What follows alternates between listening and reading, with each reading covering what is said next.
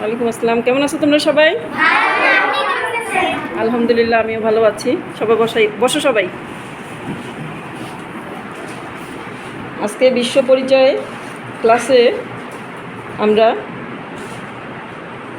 কি পড়ব? পরিবারের উপর অধিক জনসংখ্যার প্রভাব সম্পর্কে আমরা জানব। পরিবারের উপর অধিক জনসংখ্যার কি প্রভাব সে সম্পর্কে আজকে আমরা জানব। তোমরা বাড়িতে দাঁড়াতো। জাহিদ, তোমরা কয় ভাই বোন? আমরা 4 ভাই বোন। 4 ভাই বোন। তোমরা? আমরা 1 ভাই 1 বোন। আরবিরা? আমরা 6 ভাই বোন। 6 ভাই বোন। কয় বোন কয় ভাই? 5 বোন 1 ভাই। 5 বোন 1 ভাই। আবার তোমার বাবা মা আছে? দাদা দাদিও আছে? না না, আমার দাদা নাই, কিন্তু দাদি আছে। দাদি আছে। তাহলে তোমাদের পরিবারের মোট জনসংখ্যা কতজন? পরিবারে 8 জন। 8 জন। বসো। কোবরা, তোমরা কয় ভাই বোন? আমরা 2 বোন 1 ভাই। 2 বোন 1 ভাই। তোমরা? 2 বোন।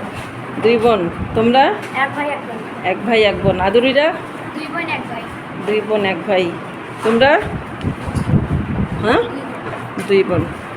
তাহলে আমাদের অনেকেরই পরিবারে জনসংখ্যা কম আছে, লোক সংখ্যা, আবার অনেকের লোক সংখ্যা বেশি আছে। এখন পরিবারের উপর যদি লোক সংখ্যা বেশি হয়, অধিক হয়, আমাদের পরিবারে যদি লোক সংখ্যা বেশি হয়, তাহলে আমাদের কি কি অসুবিধা হতে পারে, পরিবারের উপর কি প্রভাব পড়ে সে সম্পর্কে আমরা আজকে জানবো। বুঝতে পেরেছ?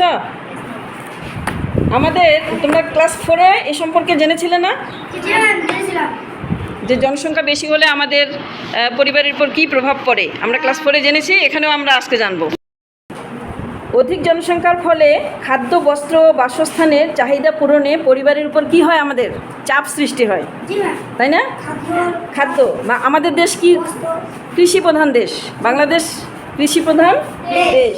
কয়েক বছর আগেও আমাদের দেশে বিদেশ থেকে খাদ্য আমদানি করতে হতো, মানে আনতে হতো, কিন্তু আমরা প্রায় 25 লক্ষ টন খাদ্য আমাদের বিদেশ থেকে কি করতে হতো? আমদানি করতে হতো। বর্তমানে আমরা সকলের জন্য খাদ্য উৎপাদন করতে সক্ষম, মানে আমাদের দেশে যে খাদ্য উৎপাদন হয় আমাদের আর বিদেশ থেকে আনতে হয় না বর্তমানে। বুঝতে পেরেছ? তবে অতিরিক্ত জনসংখ্যার কারণে, জনসংখ্যা যদি বেশি হয় তাহলে আমাদের কি হচ্ছে? কৃষি জমি কমে যাচ্ছে, কেননা আমাদের ঘর বাড়ি তৈরি করতে হচ্ছে, তাই না?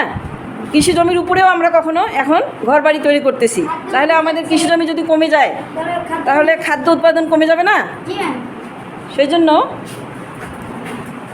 কৃষি জমির পরিমাণ কমে যাচ্ছে, এ ব্যাপারে আমাদের সতর্ক থাকতে হবে। এ ব্যাপারে আমাদের কি থাকতে হবে? সতর্ক থাকতে হবে। তা না হলে ভবিষ্যতে খাদ্য ঘাটতি আমাদের দেখা দিতে পারে, তাই না?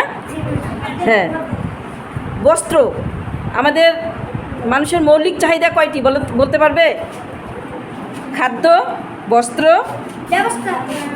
আমাদের মৌলিক চাহিদা কয়টি? 5টি।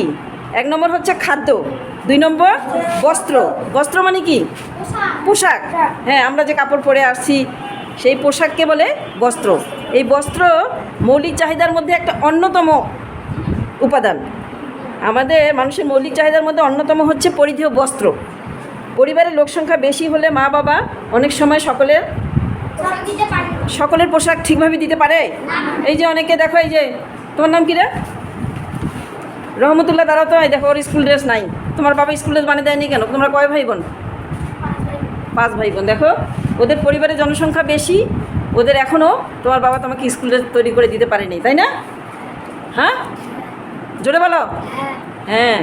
তাহলে পরিবারে যদি জনসংখ্যা বেশি হয় তার প্রভাব আমাদের উপর পড়ে। তামিম কেন স্কুল ড্রেস নাই তোমার? বানাইতে দিছি, এটা ঠিক না। পরিবারের জনসংখ্যা বেশি হলে আমাদের পরিধেয় বস্ত্র বাবা মা ঠিকমতো দিতে পারে না।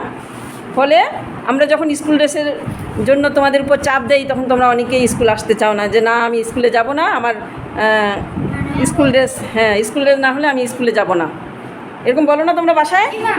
হ্যাঁ। তাহলে আমাদের অধিক জনসংখ্যার কারণে পরিধেয় বস্ত্র ঠিকমতো আমরা পাই না। বইয়ে তোমাদের একটা ছবি আছে, ছবিটা একটু ভালো করে দেখো তো। ছবিটা একটা ছবি আছে না? হ্যাঁ, সবাই তো বই খুলেছ। কত পৃষ্ঠায়? 40 পৃষ্ঠা খুলে দেখো, একটা ছবি আছে। এই ছবিটা কি মনে হয়? কিসের ছবি? একটু 1 মিনিট দেখে চিন্তা করে বলো। ছবিটার দিকে তো সবাই তাকাও, ছবিটা দেখে চিন্তা করে বলো, আমি ধরবো এখানে কি কিসের ছবি দেওয়া আছে। কিসের ছবি দেওয়া আছে তামিম? ম্যাম এখানে ঘরের ছবি দেওয়া আছে। ঘর। আরেকজন বলো দেখি, জাহিদ বলো কিসের ছবি দেওয়া আছে? ম্যাম এখানে কোনো একটা জিনিস ঢাকা আছে। ঢাকা আছে। আর কে বলতে পারবে? আর কে বলতে পারবে কিসের ছবি এগুলা? কিসের ছবি দেখো?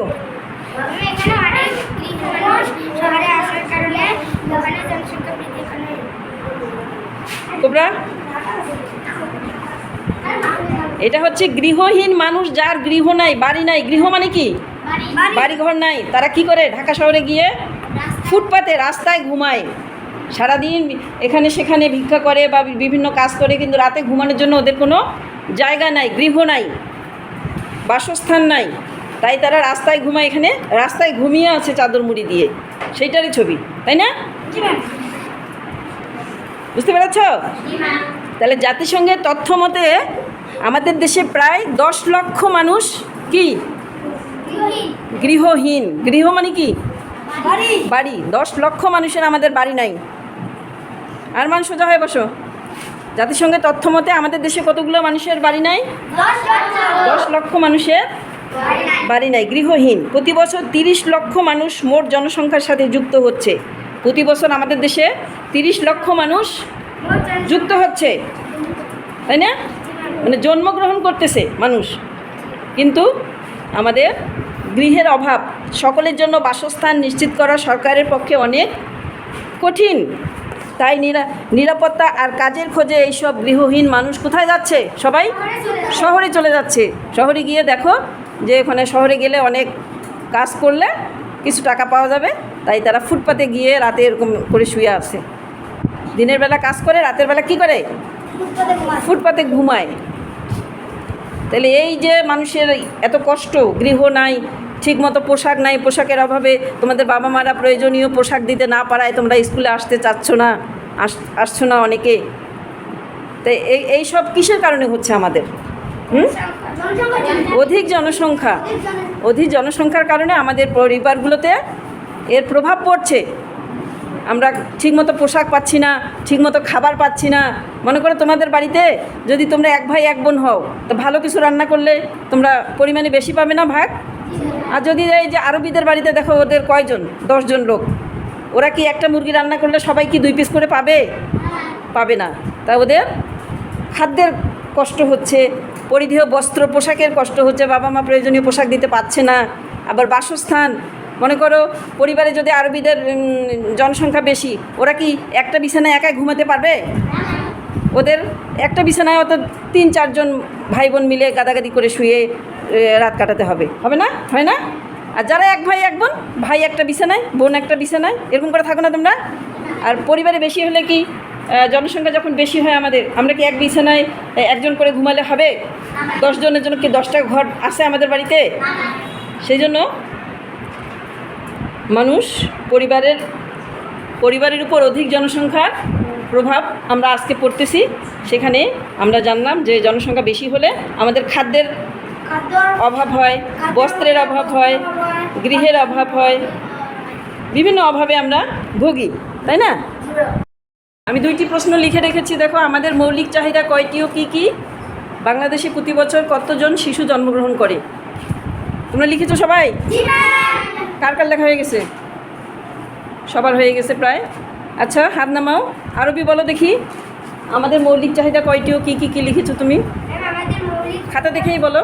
আমাদের মৌলিক চাহিদা 5টি ও কি? খাদ্য, বস্ত্র, বাসস্থান, শিক্ষা ও চিকিৎসা। হ্যাঁ, ধন্যবাদ। তারপর বাংলাদেশে প্রতি বছর কতজন শিশু জন্মগ্রহণ করে? বাংলাদেশের প্রতি বছর 30 লক্ষ শিশু জন্মগ্রহণ করে। বাহ, অনেক ধন্যবাদ। তোমাদের হয়েছে? এর সাথে মিল আছে? তাহলে তোমাদের অসংখ্য ধন্যবাদ। আজকে আমরা পরিবারের উপর অধিক জনসংখ্যার প্রভাব সম্পর্কে জানলাম। আগামীকাল আমরা সমাজের উপর অধিক জনসংখ্যার কী প্রভাব সে সম্পর্কেই জানব। আজ এ পর্যন্তই। সবাই ভালো থাকবে, সুস্থ থাকবে। আল্লাহ হাফেজ।